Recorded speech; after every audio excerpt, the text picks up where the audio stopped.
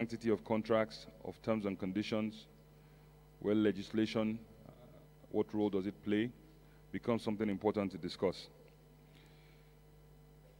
On that note also, I'll come back to you, Engineer Dada Thomas, but I wanted to come to Frank Dozie. I wanted to understand clearly, as I was thinking, I just started to think, you know, what are the main challenges facing this Nigerian indigenous oil and gas producers, and really around operatorship. If you just help us understand it, this would be good. Okay, thank you. I think this is good because it brings the other part of this dilemma to the fore in our discourse.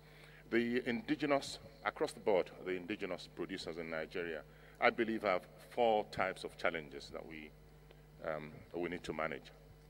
The first one is the technology challenge. Most of us bought into assets that have been producing for 40 years or more. Therefore, there is the phenomenon of natural decline of the fields. To be able to make money out of these assets, you need to understand the business that you're doing. It's the technology challenge. And if there's anybody in that space who doesn't understand that technology, they shouldn't be there. So for me, it's not a big issue. It's something that we need to master as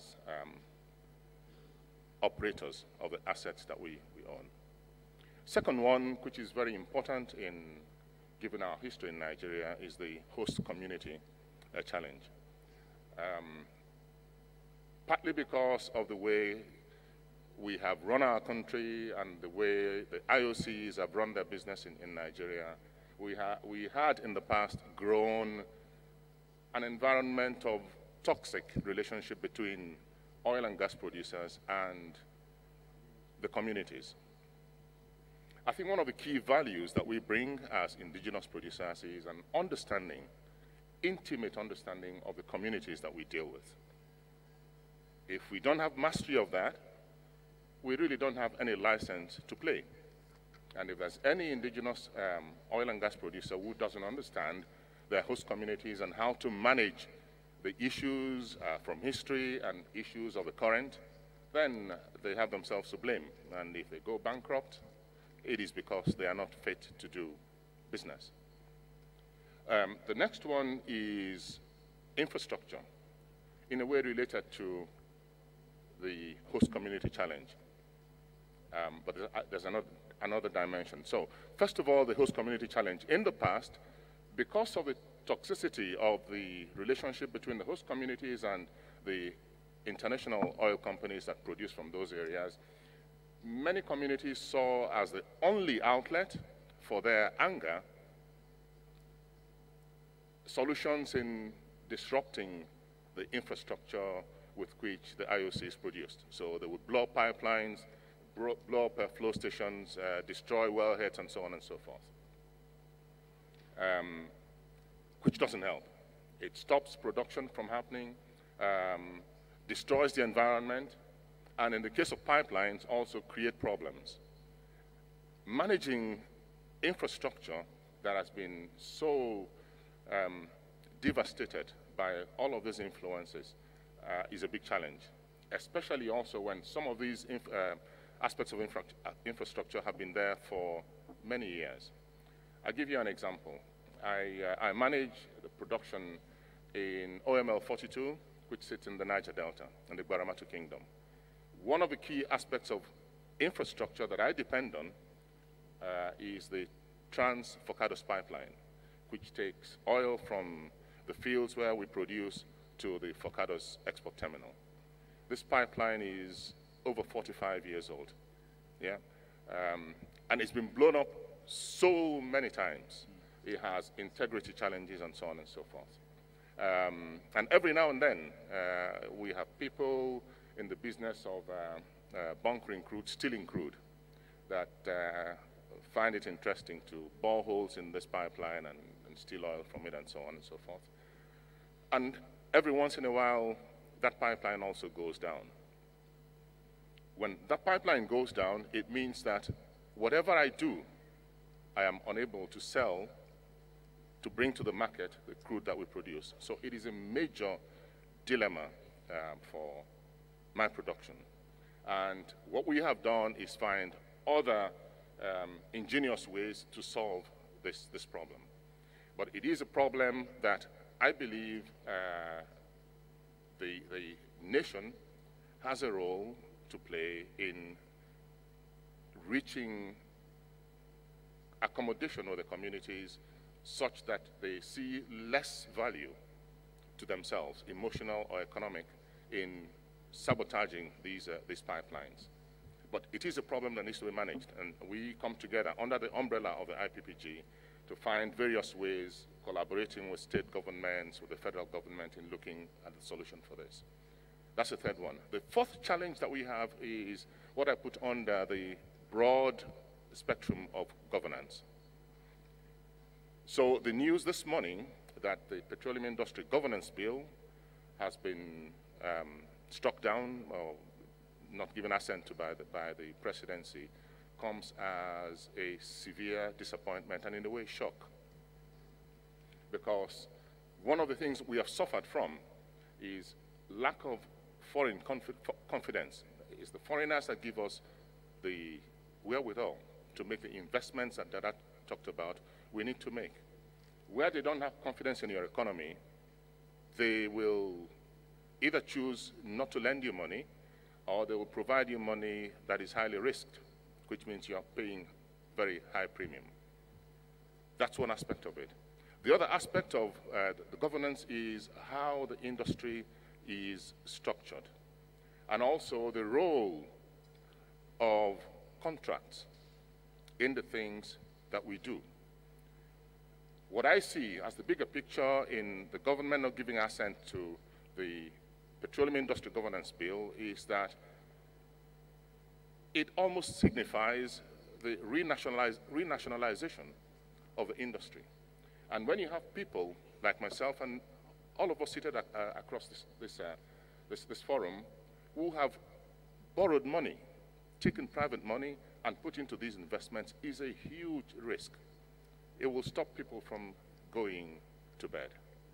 It's a major challenge. And I see this as one of the areas where the NBA, with the credibility they have and the voice they have in society and their ability to influence policies and direction of government, can play a role. Another area also under governance where I see a challenge is, again, I take my asset as an example. We bought into an asset that was sold by Shell. It was put, so the equity of Shell in OML 42 was sold, and that's what we bought.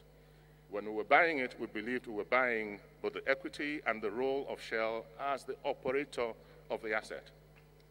That was in what was in the original sales documents that were being prepared. Speaking to the absence of sanctity of contracts, no sooner had the contract been signed than the policy changed, and government by fiat took away the operatorship of this asset from ourselves.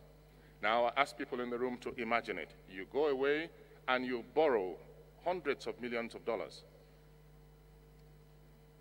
to invest in an asset, believing that as a private investor, you have the ways and means to operate this asset, return value to the country, but also pay your loans and make some money for yourself. And then you find operatorship taken away from you and given to government to run.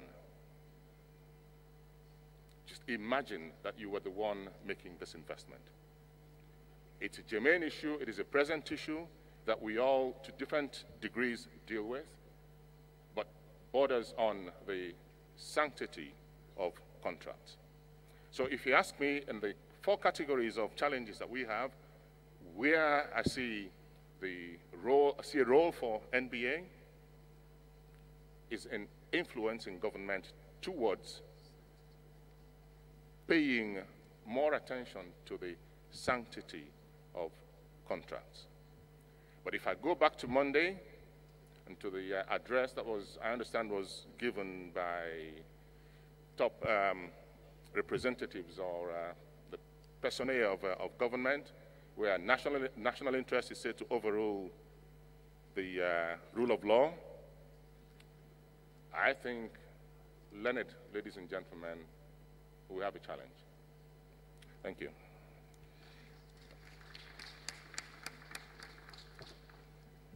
Another, thank you very much, Frank. I think, again, it further points out that we have a problem. We knew we had a problem, but we have a big problem. We have a massive problem. And this is not a forum for us against government, because that is my government, and I believe that it's a democratic government.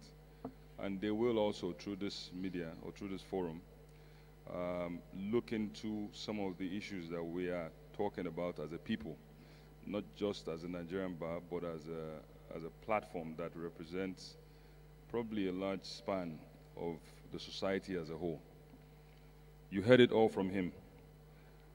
To take to your notes and to keep in your mind again, he summarized by saying he would like to see the NBA look at how they can influence government on the issue of sanctity of contracts and ensure that as far as it goes with indigenization, which is what we're talking about here, how do you ensure, I mean, he gave the example of taking things away or taking the assets away. We talked about the toxic relationships. He talked about the infrastructure. We'll come back to those issues. He also talked about value destruction. Oh, sorry, he talked about damage to infrastructure. At the end of the day, he also talked about collaboration. This is very important. In this session right now, we are collaborating. He talked about understanding your community, working well with the communities. Also, we're looking for the government to work well with the indigenous asset owners, indigenous, not only the people that are there now, but people that are looking to come into the space. Again, we talk about one of the highest risks to us. We are no longer attractive. We're not attractive to foreign investment. Whenever there's a clear due process, a clear KYC, anywhere it is clear and transparent, we do not need to go for the exam. We will fail it without trying. Which means we need to sit, come back to the table, tell ourselves some truth, and assess the situation and see how we can then become more market reflective, more cost reflective, show, not only be talked as, but show as people who have adherence to sanctity of contracts. And again, thank you very much, Frank. That was very, very, for me, that was very, very eye-opening. I think that deserves another round of applause. Thank you. Thank you. On that note also, I'm quite interested, Dr. Fatano, because I think I also dealt with you in my past life in generation. I think I spent some of my time in your offices where we were talking about the same thing where it seemed to be 4 or 5 years ago, talking about gas to power. I remember it was, I believe it was ND Western, it was the Ugeli power plant, where we had stranded capacity, where they could generate 400, 500, 600 megawatts, and we couldn't come to some agreement in terms of, one, the availability, two, the contracts to do it, three, to set up the instruments to ensure that you had guarantees of payments in terms of take or pay or other things. So to that note, I think the question for you from me will be, look, on refining locally, where are we on this?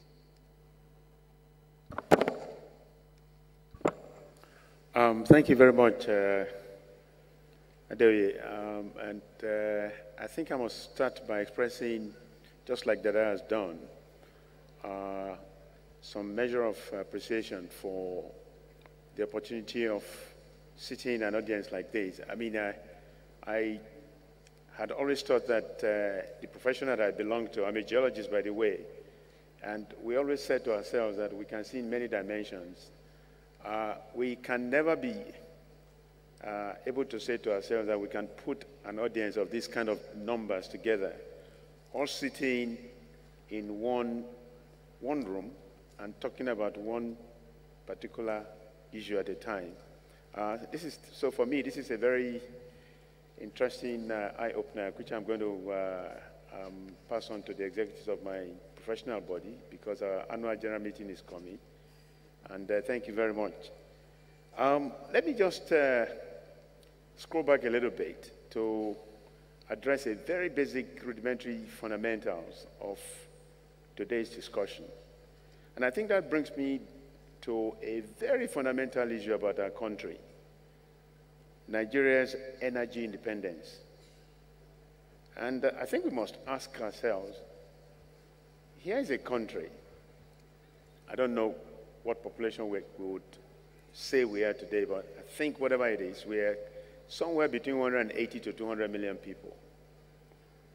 And from the statistics that was read out at the beginning of this conversation, this is a country that is heavily endowed in oil and gas resources.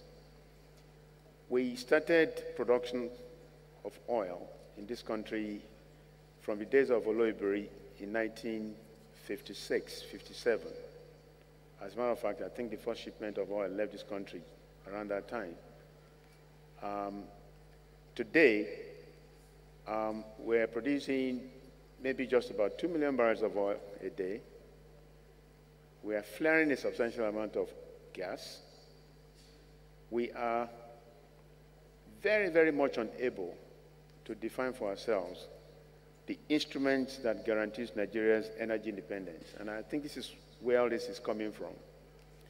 And I think let us put it in some very simple language. Nigeria produces nearly 2 million barrels of oil a day.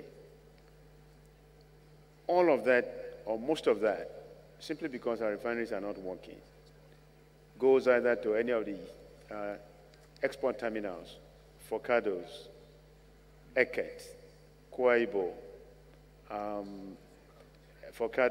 Escravos, or wherever you say, and every drop of that net production of crude is exported. Nigeria does very well. We earn foreign exchange. But sadly, I can sit down here and say nearly 30 to 35% of our daily foreign exchange earnings is expensed towards importation of one single category of products, which is refined petroleum products. We've been doing this for the last 60 years. And I think it is very germane and very fundamental that we should be asking ourselves, at what point will Nigeria actually take the bulls by the horn and address this fundamental problem of Nigeria's energy independence? And this is where the space and how we do it comes to play. Fundamentally, the essence of this conversation today was to talk about the capacity of members of the indigenous petroleum producers as we sit here. And you see us, there are just about 4 of us here. We have a very, very captive number of this category of people who are working strenuously. And our charge is to increase the impact of our participation in Nigeria's oil and gas production. Because if we can do it, we are beginning to inch closer and closer to attaining Nigeria's energy independence. Now, today, all oil and gas production ends up in the terminal and as raw materials exported. I think it's about time for us to actually shut the gate from the terminal and look backwards. I mean, the amount of value that can be created if we do not export crude oil is so humongously underestimated that all the growth and all the development that we are talking about as a nation can actually stem from this very simple reversal of activities. Now, let's come back to something that I had shared. God knows how much he's owed. As a Nigerian company, my company is owed more than 37 billion naira. 37 billion naira of gas that has been produced, sold to the operating or power generating companies, not paid for, not just last year, 2 years ago, 5 years ago, but since when we bought the asset, which is now running 5 years. And when my friend Frank talked about sanctity of contracts, part of the contract is that you produce gas. I mean, it doesn't matter whether it's cement or Coca-Cola. There's nobody in this country who buys Coke and doesn't pay for it, or buys cement and don't pay for it. But I think this is one country in the world where we sit here as the bad boys, as possibly we can sometimes be described, do all we can, produce, sell, and don't get paid. But let's come back to the very, very fundamentals of refined products, for example. The last refinery that was built to any significant scale in this country was the Kaduna refinery that was built in 1987. I am very sure there are members of your professional body who were not born, but who are standing here as qualified lawyers or sitting down here in the audience. Now, the last investment that a private Nigerian company made was by us 5 years ago. We built a 1,000 barrels per day refinery, which had worked 98% uptime. This refinery is a very small thing, I admit.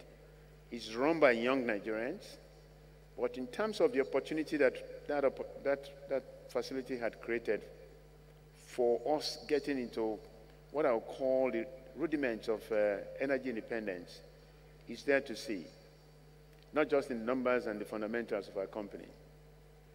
Today, we are trying, and hopefully, before the year ends, we possibly will be commissioning an enhanced capacity of the refinery, which will allow us to not just to process 1,000 barrels a day, but 11,000 barrels a day. Now, even if we do that, I want to highlight the fact that it is grossly not the kind of thing that we should be talking about in Nigeria.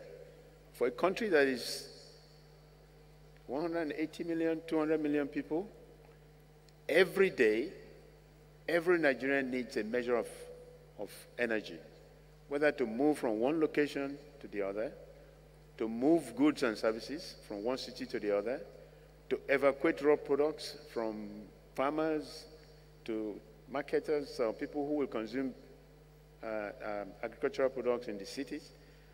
Now, we seem to be doing very little about this. And I think this is where the moral authority of a group like you, the powers that you control, the visibility that you have, I personally would like to add to the realm of things that we are throwing up to you about championing sanctity of contracts. I think you should be asking amongst not just your membership, but at the national level, where is the roadmap for Nigeria's energy independence? And I don't think we can start to address this until we can generate enough electricity for ourselves, until we can produce enough gas that is paid for, until we can refine enough raw crude that is not exported. Maybe even in my very faint mind, or in my, permit my language, maybe my screwed up head, that we can start to eliminate corruption in this country if we stop producing or if we stop exporting crude. I don't know how long we can survive for not exporting crude, but I think it is a very fundamental basic step to start from. I don't want to monopolize this conversation. I think I'll rest a little bit. Thank you, Dr. Lai. I think that also deserves a round of applause. Before I move over to to you, Segun Lujobi.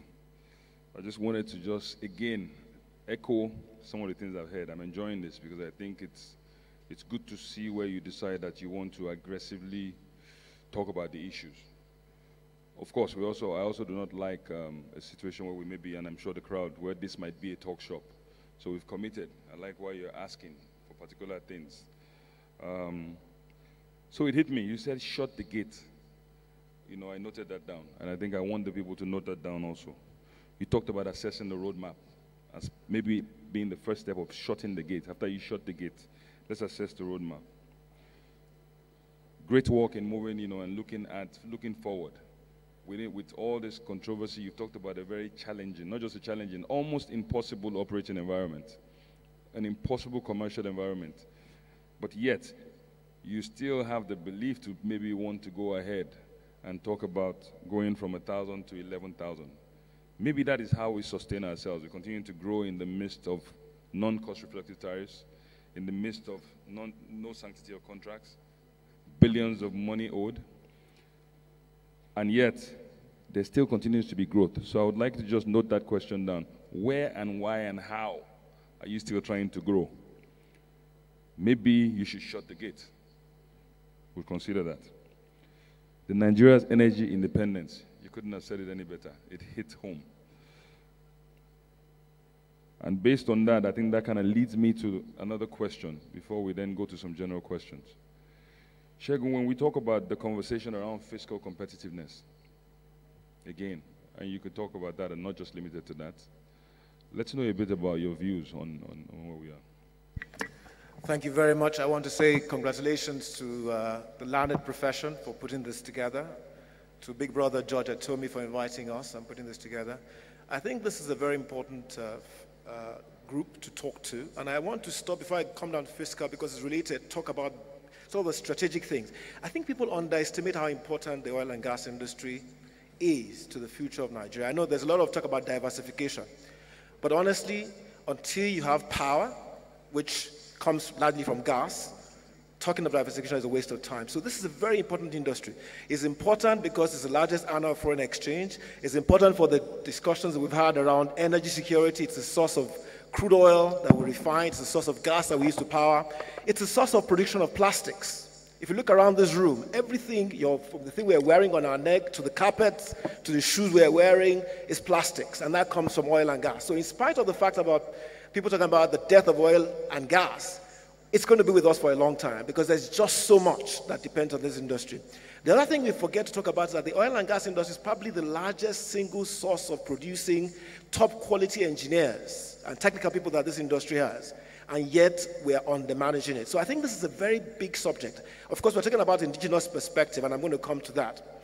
So Nigeria's future indeed comes from diversifying, but we must make the best of the oil and gas sector. And I think right now we're in dire straits, and us indigenous are actually the most impacted, as we've heard so far.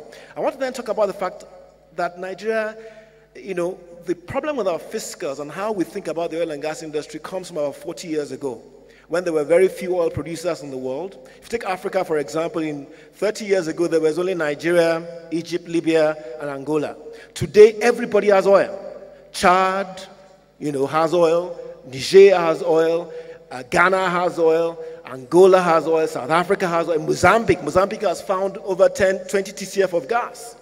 One gas find alone in Egypt 3 years ago was 30 TCF of gas. Interestingly, they found out gas, and within 3 years, they went from finding the gas to producing the gas. In Nigeria, it would take 15 years to happen. So we really need to fix this industry. So the second point I wanted to make is that competitiveness, we are uncompetitive. And we're uncompetitive because everybody has oil now, but the mindset of government around, and the fiscals we're running now are 30 years old, 40 years old. So that's the mindset. The mindset is let's make as much, squeeze out of the industry as much as possible. Now, today, one of the most difficult things to do is to try and raise money for oil and gas anywhere. Unfortunately, the oil and gas industry is one that requires a lot of annual reinvestment of oil. Because whether it's oil you're producing or gas, there's a natural decline. So we have to replace it. And that's why when he spoke about our reserves, it's gone down to 27. 5, 6 years ago, it was 35. So we're going down. So something urgently has to be done about making this place more attractive. Of course, to the point that my brother spoke about earlier on, we've kept the fiscals the way they are, but our environment has changed. It has changed because there are more people who are finding oil. It has changed because our own local environment has become more competitive in terms of security, for example. That's why it costs more to drill a well in Nigeria than anywhere else, because half of the cost of that drilling that well is security. You have to have security men, you have to settle the communities and so on. So our fiscals need to respond to the fact that the world around us is changing. Oil itself, people are saying, has a short fuse. There's the battery, the electric cars coming, but our fiscals have remained the same. And for us as indigenous companies, it's a big challenge. We've spoken about the fact that the gas market is illiquid. The oil market, we are constrained because we've borrowed heavily. Indigenous companies pay a lot more money to borrow if you can find the money to get. Let me give you another story. What has happened now? One of the reasons why it's also difficult for indigenous companies to raise money is because of the way we run our economy. As you know, government borrowing pushes out the private sector, but we take the biggest brunt of it because also the way the joint ventures work. Many of you will have read that there's a new solution has been found to solving the joint venture problem around this alternative funding. Great news, but you know, it squeezes out the indigenous market because if you were a GTB banker, for example, would you be lending to ExxonMobil JV or Shell JV, or will you be lending to any of our companies here? So what has happened is that with this new financing that they've come up with, it has not only is the way the government runs the country by printing money, essentially squeezing the private sector. We are badly squeezed as indigenous because the little money the bankers have is going to the IOCs, the blue chip names, because many of them now operate outside the Niger Delta, and even when they operate within Niger Delta, they have better credit. So from a funding point of view, from a fiscal point of view, the indigenous sector is really hurting. You've heard about the story of the gas. You've heard the story, even on the oil side, we're hurting because, like he said, I mean, we run an asset on the Western Delta, just like Dr. Fatona. The Transfocados was down for 1.5 years, unprecedented. Even now, it's half, it's only working, 2/3 of the time when we're lucky. So I think really from a fiscal point of view, the fiscals have stayed the same, and the world has changed. The banking sector has changed for the worse for us. Honestly, I think something needs to be done. And I think this is an area where you learned fellows with your creative mind can help us. I mean, for example, one of the ideas that some of us have thrown around, there's a good fund called the Local Content Fund. But unless the oil producers are working, the service companies cannot get money. Maybe some of that money should be put aside to help us, because unless production is happening, unless, Frank can evacuate his crude, the local service companies are not going to do anything. Maybe some of that money should go to infrastructure. Maybe some of that money should go to banking to help us raise money. So I think that's what I want to say for now, is that the issue around the competitiveness of the country needs to be looked into, so the fiscals need to get better. Some support needs to be given to maybe the indigenous companies to ease the burden of us raising financing. If you go to Bank of Industry today, they will tell you that E&P companies are not covered because we are not manufacturing. But apart from Dr. Fatona's refinery, thank God for that. But so it's really a challenge for us, and I think learned fellows, this is a cry for help. The oil industry generally needs to be fixed, but in particular, the indigenous companies are hurting, and we believe we are the source of the future. We are the source of the energy security. We are the ones who produce. I think Engineer Thomas said 20% of the gas goes for domestic. I think it's actually more than that, sir. It's more, I think it's about 50%. 50% of the gas that comes to power domestic comes from Dr. Fatona, comes from Seplat, comes from, so we are 50% of the power, and we are not being paid. I want to rest my case there. Thank you very much. Thank you very much. Thank you very much, Egun. An indigenous call for help, an indigenous cry for help. I think it's very clear. And while we're hurting, like you said, and we're uncompetitive, time is also running out on us. Time is running out on us as far as this session is concerned, but time is also running out of us as far as the issue is concerned. So on that note, I think I'm going to go ahead and allow, to kind of hear from you, and we'll go with Frank on my left here. But very quickly, there's one more thing on my list again, selfishly, this issue, this petroleum industry bill. Just very quickly touch on that, and then we'll come to you, Frank. Ladies and gentlemen, the PIB is 18 years in the making. Last year, thank God, it was broken into 4 components, and the PIGB, which is the governance bill, was passed by the National Assembly, and you heard this morning that the President has decided not to assent to that bill. There are 3 more bills still pending before the National Assembly. These are the Petroleum Fiscal Bill, the Administration Bill, and the Host Community Bills. How many of you think that Nigeria is now an attractive investment destination? Please put up your hand if you think we're a super attractive investment destination. You don't think so? You're not putting up your hand. Well, people claim that we have improved in the ease of doing business from 167 to I think 146 or so. But the reality is that doing business in Nigeria has become more difficult. We are living examples of that. You've just heard that he's owed 37 billion naira. How do you think it sounds out in the external world that people are selling goods and they're being owed 37 billion naira with invoices dating 5 years? The things that we need to do is get these petroleum industry bills passed so that we have legislature that would govern the E&P industry properly. The most important from the views of getting the tens of billions of dollars, we need $24 billion annually to improve oil production and gas production so that we can actually produce gas to uplift the Nigerian people. $24 billion annually. That money does not exist within Nigeria. It has to come from outside. The only thing the people are waiting for is that petroleum industry fiscal bill, because it is the bill that allows them to run their numbers and determine whether or not I'm going to make a profit from this venture, and hopefully with a monetary policy supporting fiscal policy, I can get my money out. We believe that this august organization, the NBA, you are about the law, need to really step up along with the oil and gas industry to put the pressure on the National Assembly to pass the petroleum industry bills. Remember that electioneering is starting in earnest. Will there be room for governance? Will they have room for legislation? If we don't pass the PIBs, the remaining 3 PIBs this year, I fear that it will not be passed until 2022, if at all, making it, what, 23 years from when the OIG, Nojik also started the whole petroleum industry bill.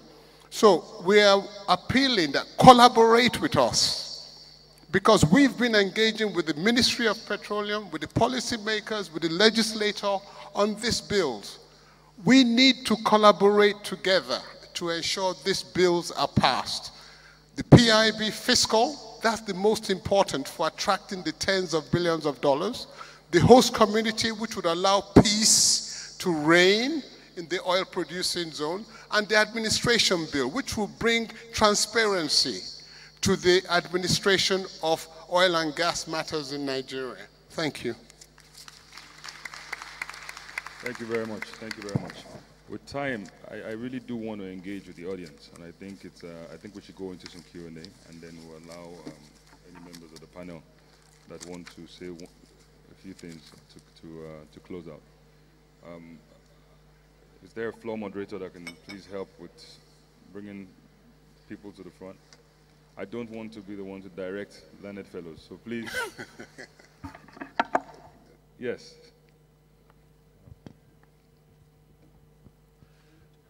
My name is Kemaswode Wodu.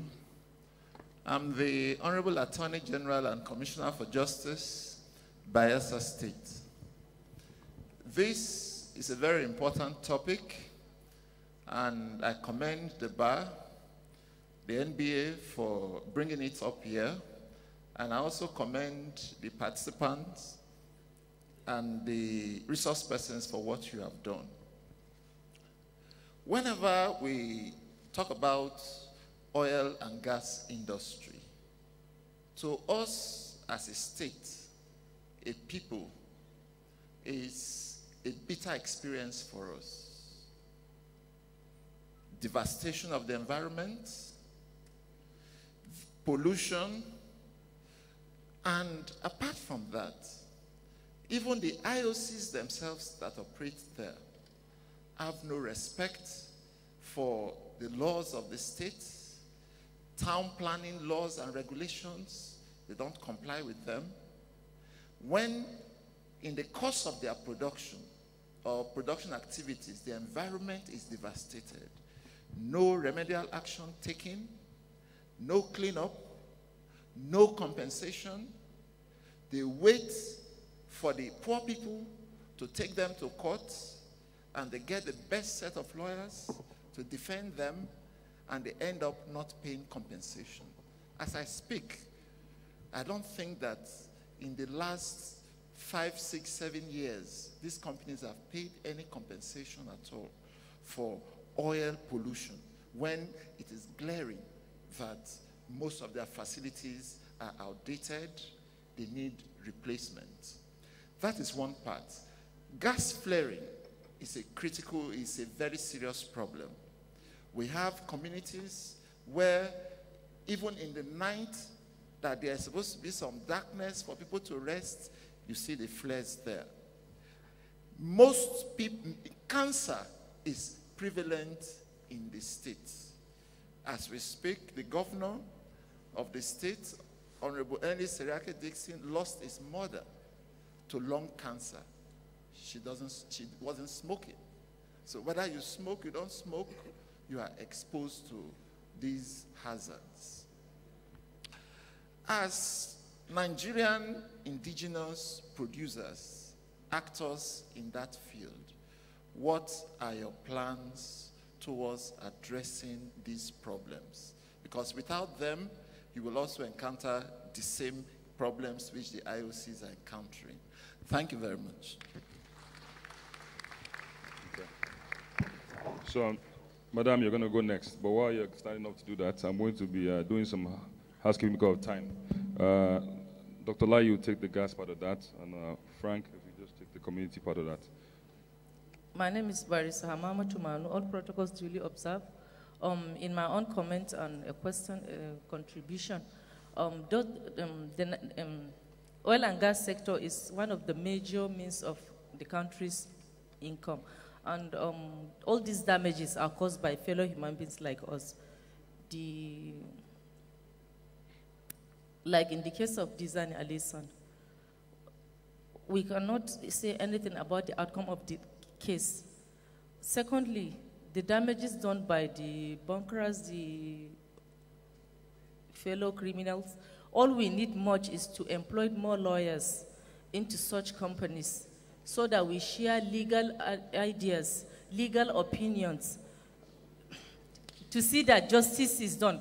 We have a lot of experts, we have a lot of ideas, more especially in the new week.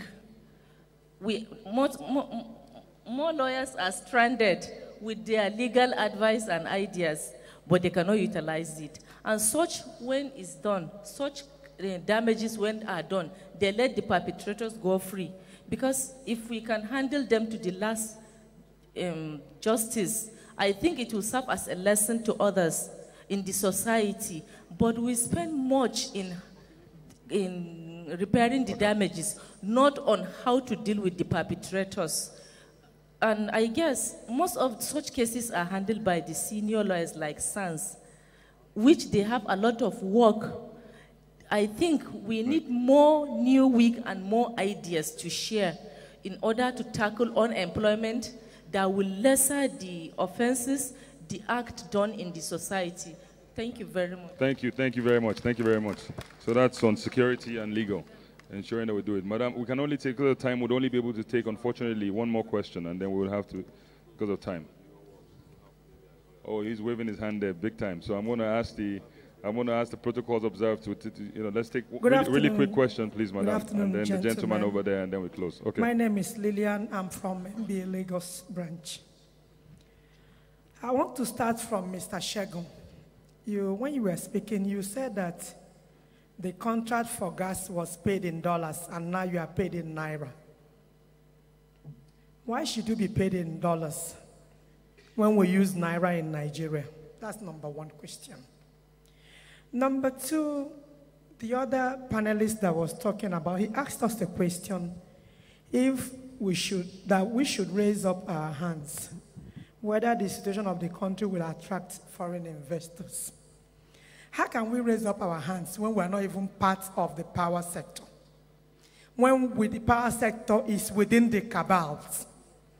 When it comes to oil and gas, it's run by the cabals. The lawyers are not even involved. The MBA were not even involved. Why should MBA be involved in settling government with the cabals? They're owing a particular company 37 billion. We're hearing it now because they've refused to pay. If they have paid, we wouldn't have heard about it. So, in the last decade, I am over 50 years. In the last decade, we have heard of this power sector. MBA would have invited the Minister for Power here so that we can look into his face and talk to him, because he's our colleague as well. Oil and gas, oil and gas, oil and gas. Oil and gas and power and all that, they're all the same. Okay, your minister. They just gave it a baptism name and call it oil and gas. They are the same 10 and 10 pence. And we all know. And the power players in this so-called oil and gas are the cabals. They are masquerades. They are like Reverend Father's regalia. Unless you raise it up before you see what is inside. And you want to tell me that sitting here you are telling us the truth. I don't believe it. Because there's no truth in this oil and gas. It is a secret, and until the secret is exposed, that is when MBA will involve themselves. Because we can't involve ourselves in what we do not know. Because there is no truth. Oil and gas is fraudulent. So tell us the truth. If you are paid in dollars or naira, except they're owing you now, that is why we are hearing it.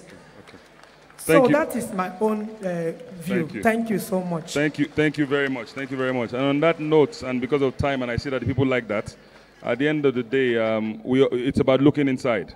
Don't forget that we also wrote up these contracts that are between the cabal and the government, and we overlooked them, and we signed on them, and they became legal contracts that are not being followed. So on that note, we would answer the questions very, very quickly, and then we'll come to an end of this session. Let me just take the challenge that the last speaker threw at us. I can assure you that the people sitting on this table, we don't run cabal companies, okay? And the reason I'm saying so is that we're building internationally capable companies. And if we're not that, Dr. Fatono could not have gone to Uganda to ply his trade. Okay? Dr. Fatono cannot raise money from people putting in hundreds of millions of dollars if he was running a cabal company, because there are due diligence and transparency required. I'm not saying I can speak for everybody, but we run transparent companies. We're not cabal, or we don't have masquerade. I can assure you of that. Okay? I would let my colleagues take the other issues. All right. Madam, I am not in any cabal. And the business I do is very transparent. And to the contributor who was looking to opportunities for involvement, I did state that the asset that we run, OML 42, you can Google it. You get all the answers on Google, If you Google it, you will see where it sits. It sits right in Baramatu Kingdom. I have the king of Gbaramato Kingdom as my host. And that speaks to the first question that was raised, I think, by the Honorable Commissioner from Bayelsa State. Well, Delta State is my host state, and I know that we're not planning now what we do with communities. We live with the communities, and we carry out what our responsibilities are with the communities. If we didn't, so let me share some facts. At the time we acquired the assets from Shell, there were 4 fields in there: Jones Creek, Odidi, Batan, and Egwa. These fields were thrashed from 2008. Of all the 4 of them, only one, Batan, was producing, and it was doing 8,000 barrels a day. The other ones were totally vandalized. It took us better part of 4 years to build the relationship with the communities and the confidence in them that we are different from the IOCs that were operating at the time. The anger of the communities was vented before they allowed us entry back into those fields. Today, we are doing about 70,000 barrels. We couldn't have achieved it if we were not working in peace and tandem with the communities. And I'm saying that knowing that the methods we've adopted are methods that are not sympathetic. No, it is listening to the communities, planning with them, and working with them in their midst. That is how we have succeeded. So we are not planning to do these things. And it is also another area where the regulatory agencies have been very effective in the things that they've done, the measures that they put in place. So the Ministry of Environment, the Department of Petroleum Resources, the trade we apply is a risky trade. Every now and then you have accidents. These things, once it happens, it is declared, they get investigated, and remedial actions are taken. Working together, there is such a thing as the Joint Investigation Committee, comprising the communities, the oil companies, and the regulatory agencies. So we take these things very seriously. Again, the oil and gas industry is not buying and selling. You don't go to the market and go back. It is an industry where you are present for many years. In the statistics that were reeled out, production started over 60 years ago. And in the plans that we're carrying, we will still be there 30 to 40 years to come. And we now know that the things we do today give us the license to remain there for this time, and that is working together with the communities. It is not all gloom. We have opportunities. That's the reason investments were made. What we've highlighted are the areas where we believe we need to pay attention to. And the issues of governance, having the government side of the business recognize that contracts have been signed and that these contracts need to be obeyed, need to be respected, and articles in the contract need to be paid attention to. That is where we need to pay attention to now, so that the indigenous group of oil and gas producers, not the cabals, will remain with us and begin the journey for us towards energy sufficiency. And we go nowhere as a nation if we are not energy independent. Thank you.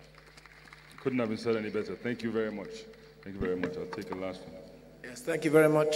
Madam, you had a challenge on my question about contracts and dollars. I think it's very simple, Madam. I mean, you're a lawyer, you know about contracts. The bulk of our investments, are in dollars. And so at the time I make my investment, gas is a very interesting business. I will not invest until I've done a long-term contract. I sit down with the person on the other side, I say, I borrowed money in dollars, and I'm going to sell you in dollars. The guy says yes or no. If he says no, I won't make the investment. But he agreed, signed a 30-year contract with me in dollars, and then afterwards says, I only pay naira. Madam, is that right? It doesn't make sense. No, but then don't sign the contract. Don't sign the contract. It's not the money you have. When you are signing the contract, you're a lawyer, man. When you are signing the contract, why did you sign the dollar contract?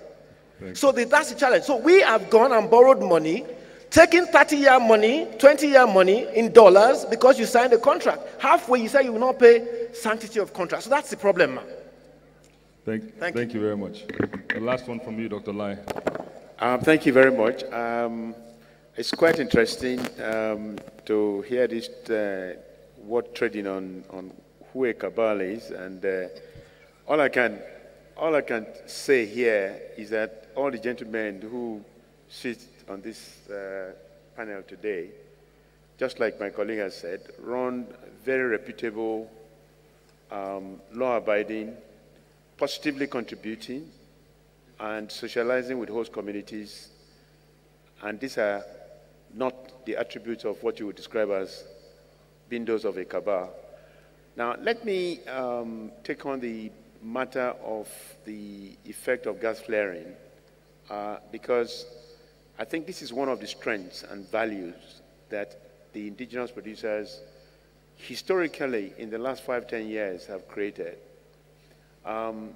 If you look historically at all the investments in this country today, in the last 5 years, in harvesting gas that ordinarily would have been flared, all those investments have been made by indigenous companies sitting on this table. And if you notice that Nigeria has been performing better on the world scale of gas flaring, most of those performances have been attributed. So when you sit and say we are cabals, we are like a punching ball, you know, and this is why, again, I think it's very, very much. Thank you. Look, thank you very much. Thank you. And answer issues with finished products. And I must, in particular, thank the manager and chief executive of Eco Electricity Distribution Company. Not only did I bring him here, Eco Electricity, by the way, the indigenous producers, Eco Electricity, also helped sponsor this particular session. So we also need to show appreciation for them. So on that note, in no particular order, can I just, Frank, I want to thank you so much for all your help. And Ade, thank you. Dada, Thomas, Dada is my fellow parishioner, so I blackmailed him to come here. Dr. Lai Fatono, thank you so much. And Shegun, please, can we take a group photograph? And the lady, the cabal lady, come and join us for this photograph.